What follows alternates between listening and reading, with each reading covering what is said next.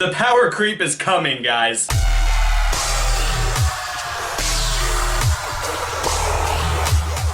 Alright guys, as you all should know by now, Cyber Dragon Infinity is confirmed in Breakers of Shadow. A lot of you guys are really excited about this, but most of you guys are like,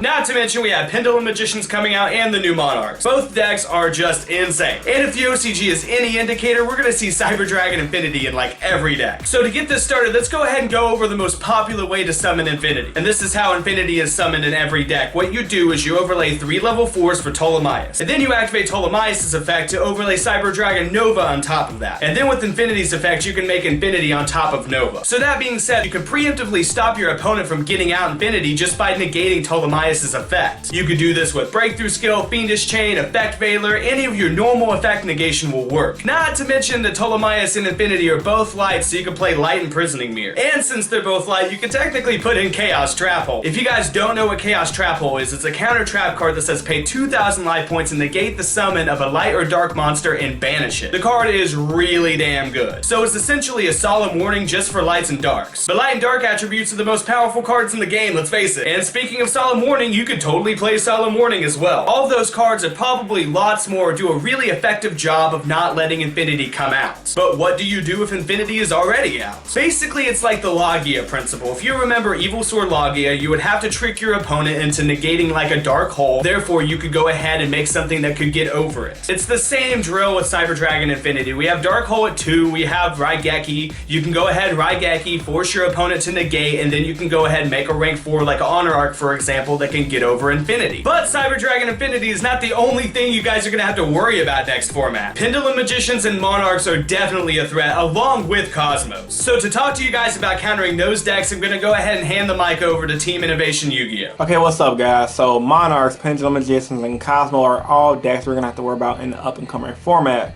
Specifically Monarchs and Pendulum Magicians, because those are the hotcakes everybody's talking about. Monarchs is that new tribute summon based deck for you young guys that just got into Yu-Gi-Oh! And then pretty much they all have a bunch of effects when they tribute summon. And an easy way to out that deck without going into too many details is Sighting Master Restrict. Really powerful card. It's one card out to the deck and it works. Simple effect, cards cannot be tributed. So since the whole entire Monarch deck is based around tribute summoning, flip up Master Restrict if you go first, or hell if you draw into it mid-game, can instantly floodgate the deck and win you the game.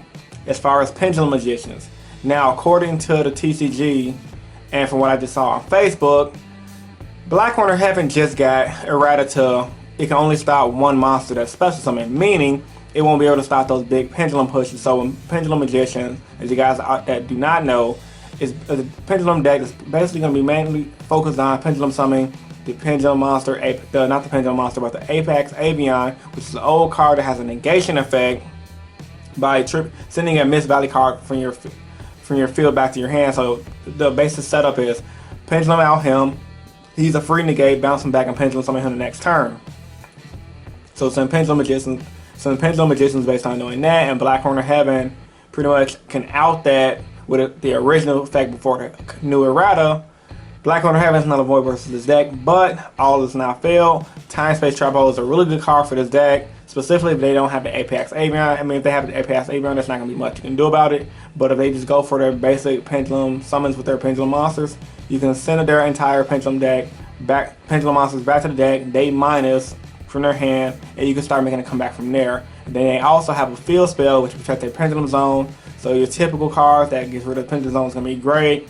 My favorite one is looking to be Fairy One at the moment, not only because it can hit 2 scales at once, which is going to be very important right now in this high speed pendulum era, but it can hit the field spells, it can hit potential trap cards like Fiendish Chain and their fruit. This is an overall good card. So you're typical for your Pendulum Magician.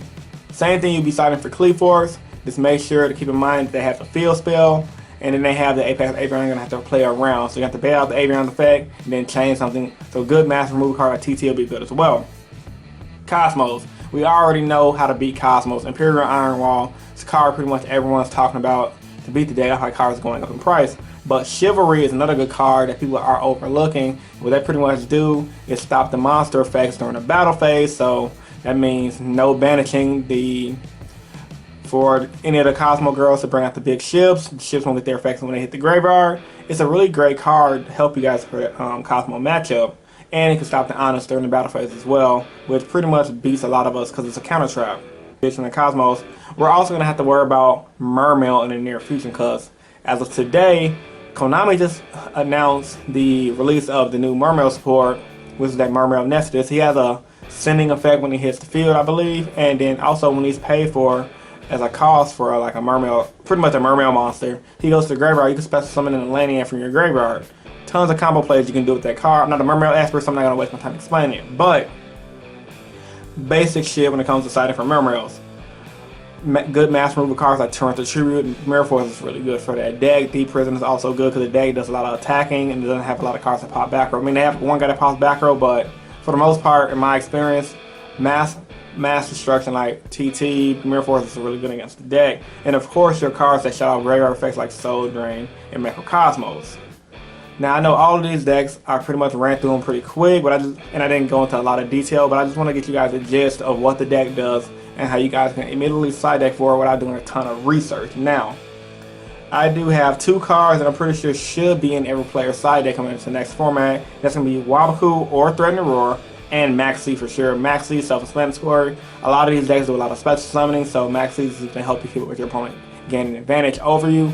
Threatening Roar and Wabaku is really good because a lot of these decks commit a bunch of stuff to the field and try to go for games, so I feel like a lot of cards in the near future are not going to be able to hurt the opponent. Like for example in Cosmos they have the Forerunner who is unaffected by being targeted, and then they have Mermails do have the one guy that snaps out back row, and Monarchs do have Mobius they can side into and etc. So having Channel with trap cards like Breakthrough Skill, which is going to help you out, and your Threatening Roar and Wabaku can help you out because when your opponent commits a bunch of stuff to the field and try to go for game, you can Threatening Roar Wabaku, and then on your turn you can come back and win. Especially if you're playing the mirror match, it's pretty good. Monarch player in the OCG I've been following for a while now. He's currently siding 3 in his Monarch's deck and it works. So, hope I didn't say it too fast. And I guess I'm just going to close out the video where I hope you guys enjoyed this video. If you did, give it a big thumbs up for show support. This is awesome doing this collab with yuginono again. And as always, comment down in the comment section below what you guys thought of the video at hand. And of course, do these videos because I truly believe in helping you guys become better players. And also do these videos because I truly believe in you guys helping me become a better player. Chris from Team Innovation signing out. Peace guys and stay innovative. Deuces. DOCS!